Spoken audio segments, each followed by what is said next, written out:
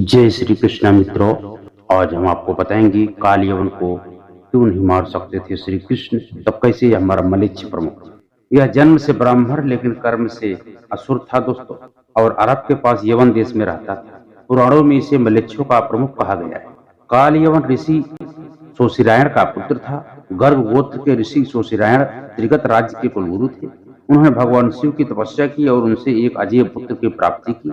शिव ने कहा, तुम्हारा पुत्र संसार में अजय होगा, कोई अस्त्र शस्त्र से हत्या नहीं कर पाएगा उसका।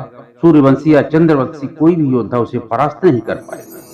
नमस्कार दोस्तों, हमारे मोटिवेशनल भारतीय ब्लॉग चैनल में आप सभी का बहुत बहुत स्वागत है। तो दोस्तों, आप लोग कहानी में अंत तक बने रहें। आपको बहुत इंफॉर्मेटिव कहानी, इंफॉर्मेटिव नॉलेज आपको हम देने वाले हैं। आप लोग कृपया कहीं न जाए, और यदि चैनल में आप लोग नए हैं तो चैनल को सब्सक्राइब जरूर करें और कमेंट में जय श्री कृष्णा जरूर लिखें।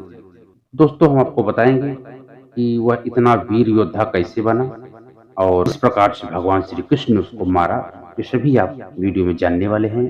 वरदान प्राप्ति के पश्चात ऋषि सोशिरायण एक झरने के पास जा रहे थे कि उन्होंने एक स्त्री को जल में नहाते हुए देखा, जो अप्सरा रंभा थी।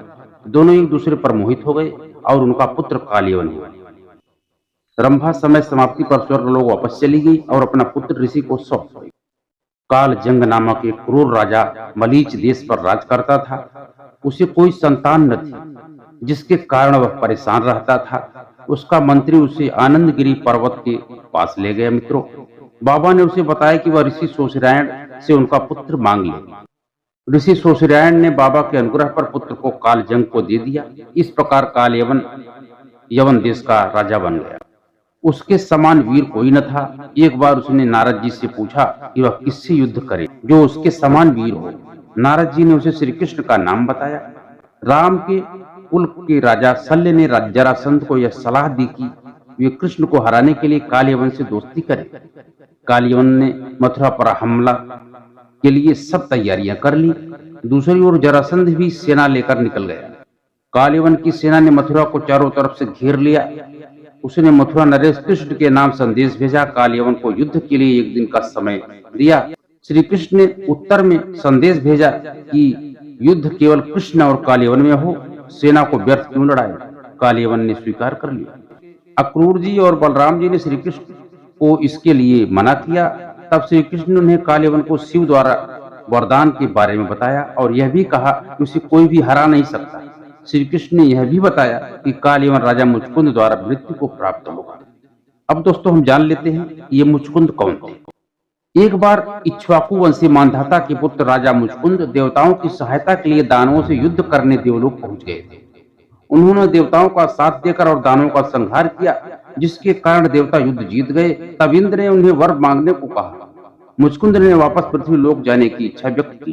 तब इंद्र ने उन्हें बताया कि पृथ्वी और देवलोक में समय का बहुत अंतर होता है, जिस कारण वह अब समय नहीं रहा। अब तक तुम्हारे सभी बंधु बांधव मर चुके हैं, उनके वंश का भी कोई नहीं बचा। यह जानकर मुचकुंद बहुत दुखी हुए और वर मांगा कि उन्हें कलयुग के अंत तक सोना है।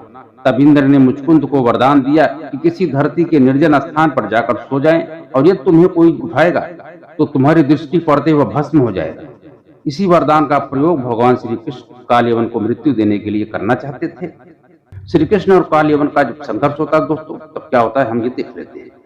जब कालयवन और श्री कृष्ण में द्वंद्व युद्ध हुआ, तब कालयवन श्री कृष्ण की ओर दौड़ा और श्री कृष्ण तुरंत ही दूसरी ओर मुंह करके रणभूमि की तरफ से भाग गए और कालयवन उन्हें पकड़ने के लिए उनके पीछे पीछे दौड़ने लगा। श्री कृष्ण लीला करते हुए अब भाग रहे थे। कालयवन पक पक यही समझता था कि अब पकड़ लेगा तब पकड़ लेगा। इसी प्रकार भगवान बहुत दूर पहाड़ की गुफा में घुस गए। इसलिए देखो, भगवान का एक नाम दोस्तों भक्तों ने रण छोड़ राय भी कहा है। उनके पीछे कालयवन भी घुसा। वहां उसने एक दूसरे ही मनुष्य को सोते हुए देखा। उसे देखकर कालयवन ने सोचा, मुझसे बचने के लिए श्री कृष्ण ही इस तरह भेष बदल कर छुप गए हैं। देखो तो, मुझे मूर्ख बनाकर साधु बाबा बनकर सो रहा है। उसने ऐसा कहकर उस सोए हुए व्यक्ति को कसकर एक लात मारी। वह पुरुष बहुत दिनों से सोया हुआ था और पैर की ठोकर लगने से वह उठ पड़ा और धीरे धीरे उसने जब अपनी आंखें खोली, इधर उधर देखने पर पास ही कालयवन खड़ा हुआ दिखाई दिया। मित्रों, वह पुरुष इस प्रकार ठोकर मारकर जगाने से बहुत रुष्ट हो गया था।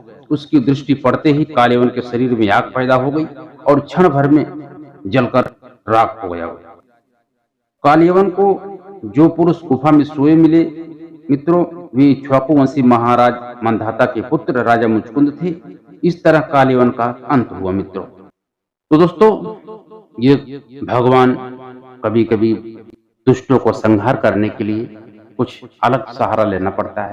ये मुचकुंद जो सोए थे, इनका उपयोग करके भगवान ने कालियवन को मारा, क्योंकि उसको शिव का वरदान था कि उसको कोई नहीं मार पाएगा, वो अजेय हो गया था। इसके लिए उसको मारने के लिए भगवान ने युक्ति लगाई और वो सबको यही समझाते रहे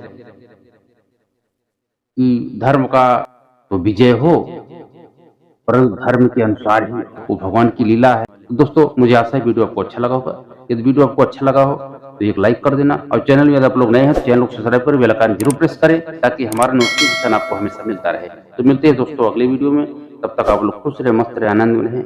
जय श्री कृष्ण मित्रों।